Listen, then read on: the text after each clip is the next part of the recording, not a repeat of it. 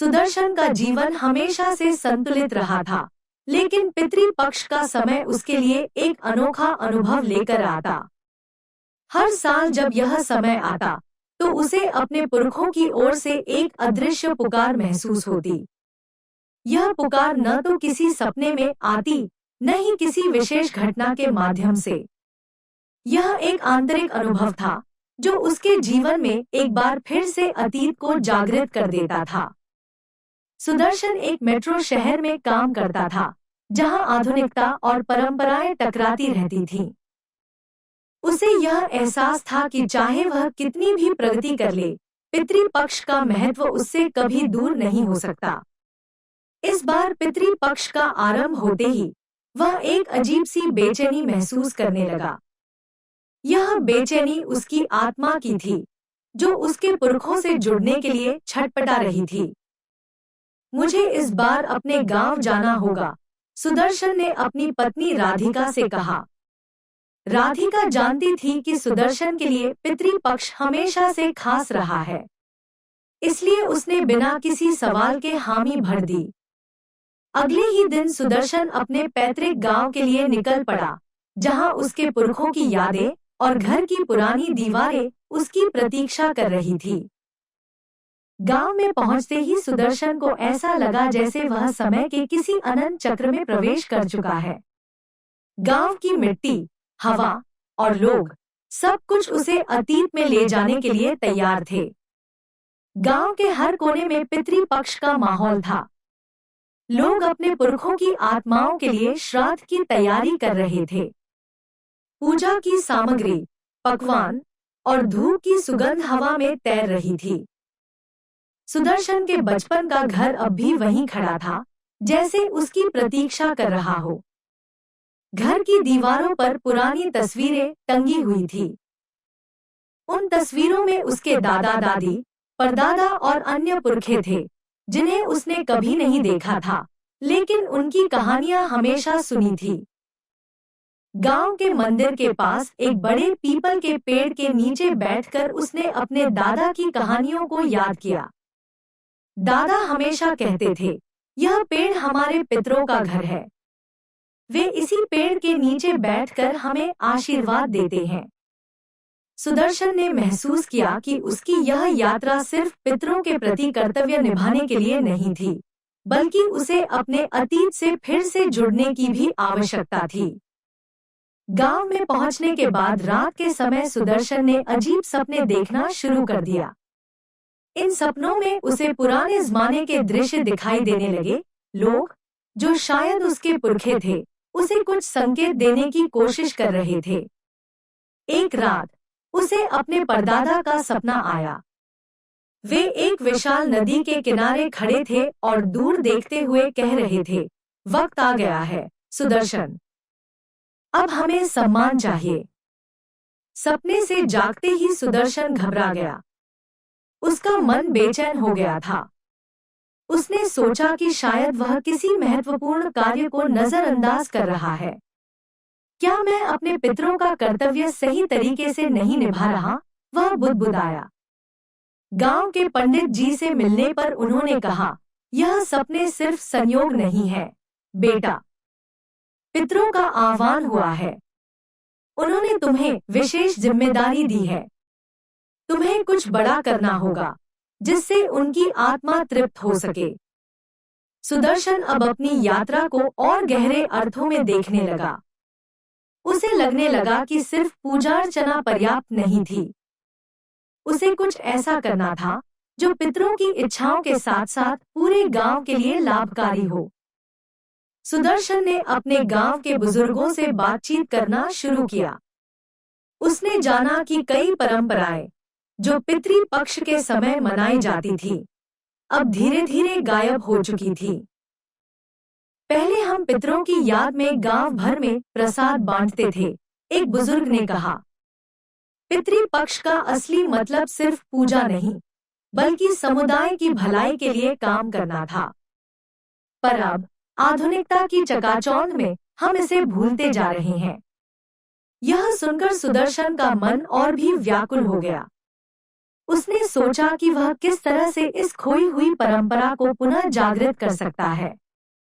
उसने गांव के युवाओं से बात की, उन्हें इस विशेष समय का महत्व बताया और उन्हें इस परंपरा को फिर से शुरू करने के लिए प्रेरित किया। उसने तय किया कि वह पितृपक्ष के अंतिम दिन एक सामूहिक भोज और दान का आयोजन करेगा, जहां गांव के सभी लोग मिलकर अपने पितरों को श्रद्धांजलि देंगे और जरूरतमंदों की सहायता करेंगे। पितृपक्ष का अंतिम दिन आ गया और सुदर्शन ने पूरे गांव को एकत्र किया। सभी के साथ मिलकर उसने पितरों की याद में हवन का आयोजन किया। इस बार यह हवन साधारण नहीं था, बल्कि सामूहिक श्राद्ध के रूप में किया गया, जहां गांव के हर परिवार ने अपने पितरों के नाम की आहुति दी। हवन की अग्नि में से निकलती लपटें जैसे आकाश में पितरों तक संदेश पहुंचा रही थी। इस सामूहिक पूजा ने गांव में एक अलग ही ऊर्जा का संचार किया। पंडित जी ने आशीर्वाद देते हुए कहा, पितर तृप्त है। उन्होंने हमें अपनी छाया में सदा सुरक्षित रखने का वचन दिया है। उस दिन सुदर्शन ने महसूस किया कि पितृपक्ष केवल एक धार्मिक कर्तव्य नहीं था, बल्कि यह सामूहिक चेतना और समाज के पुनर्निर्माण का भी अवसर था। पितृपक्ष की यह यात्रा सुदर्शन के लिए एक गहरे आध्यात्मिक अनुभव के रूप में समाप्त हुई, जहां उसे अपने पुरखों के साथ साथ अपने वर्तमान जीवन में भी संतुलन बनाने का एक नया दृष्टिकोण मिला। सुदर्शन की सामूहिक श्राद्ध और भोज की पहल ने पूरे गांव में एक सकारात्मक बदलाव लाया। पितृपक्ष की इस विशेष पूजा के बाद गांव के लोग पहले से कहीं अधिक एकजुट हो गए थे। जहां पहले हर व्यक्ति अपने अपने काम में व्यस्त रहता था, अब वे सामाजिक रूप से एक दूसरे के करीब आ गए थे। गांव के मुखिया ने कहा, सुदर्शन, तुमने हमें हमारे मूल से जोड़ दिया है। यह गांव अब पहले जैसा नहीं रहा। हमने सिर्फ अपने पितरों को ही नहीं, बल्कि अपनी जड़ों को भी याद किया है। सुदर्शन ने इस बदलाव को महसूस किया। वह जानता था कि यह मात्र शुरुआत थी। उसकी एक छोटी सी कोशिश ने गांव के लोगों में सामूहिक चेतना जागृत कर दी थी। अभी भी उसके मन में सपनों की गुत्थियां उलझी हुई थी। परदादा का संदेश स्पष्ट था, वक्त आ गया है, लेकिन क्या वह सच में अपने पुरखों को पूरी तरह से संतुष्ट कर पाया था, या अभी भी कुछ बाकी था? सुदर्शन गांव में ही कुछ और दिन बिताने का फैसला करता है। उसे यह एहसास होता है कि उसकी यात्रा अभी समाप्त नहीं हुई थी। वह अपने दादा के घर में बैठकर पुरानी किताबों और तस्वीरों के बीच खो जाता है। किताबों के पन्नों में उसे अपने परदादा द्वारा लिखी एक पुरानी डायरी मिलती है। डायरी में एक पृष्ठ पर लिखा था, वहाँ एक जगह है जहाँ पितरों का वास्तविक निवास है। यह सिर्फ हमारे गांव का नहीं, बल्कि पूरे वंश का प्रतीक है। जब समय आएगा तो यह स्थान खुद को प्रकट करेगा। सुदर्शन ने सोचा कि क्या यह वही जगह है जिसे परदादा अपने सपने में दिखा रहे थे। उसने गांव के बुजुर्गों से पूछताछ शुरू की, लेकिन किसी को इस जगह के बारे में ज्यादा जानकारी नहीं थी। रात में सुदर्शन को फिर से वही सपना आता है।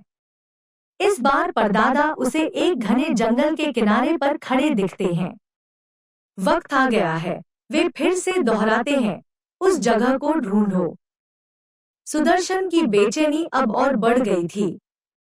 उसे अपने पितरों के संदेश को समझना था और उनकी आत्माओं को पूर्ण संतुष्टि दिलानी थी। सुदर्शन ने गांव के कुछ दोस्तों के साथ जंगल की ओर जाने का निर्णय लिया। यह वही जंगल था जिसे वह बचपन से देखता आ रहा था, लेकिन कभी इस तरह नहीं गया था। वह जानता था कि इस यात्रा के पीछे कोई बड़ा रहस्य छिपा हुआ था। जंगल के अंदरूनी हिस्से में जाते ही उसे एक अलग ही अनुभव होने लगा। चारों ओर की हवा भारी लगने लगी थी, जैसे कोई अदृश्य शक्ति उन्हें देख रही हो। उसके साथियों ने कहा, यह जगह कुछ अजीब सी लगती है, हमें वापस चलना चाहिए। लेकिन सुदर्शन अपने सपने में देखी उस जगह को खोजने के लिए दृढ़ था। वे आगे बढ़ते गए और कुछ ही देर में उन्होंने एक पुरानी संरचना देखी जो अब जर्जर हो चुकी थी।